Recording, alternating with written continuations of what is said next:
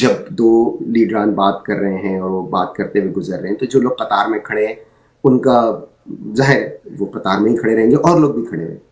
شہباز شریف کے جو چہرے کے تاثرات ہیں دے ٹیل اے اسٹوری کہ وہاں پر ان کو بالکل بے وقت انہوں نے اپنے آپ کو سمجھا ہوا تھا. آپ نارمل بھی کھڑے رہ سکتے ہیں. اچھا پھر دیکھیے ہوتا کیا ہے, یہ سوشل میڈیا کا دور ہے. لوگ عمران خان کے وہ ویژولز شیئر کر رہے ہیں جس میں ورلڈ لیڈرز انہیں ایک بہت زیادہ انہیں اہمیت دے رہے ہیں.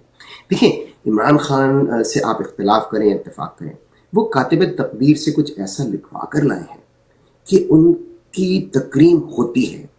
ہی سکس دی آکسیجن ان دا روم. جب عمران خان داخل ہوتے ہیں کسی جگہ تو تمام نظریں ان پر مرکوز ہو جاتی ہیں. یہ خدا داد ہے.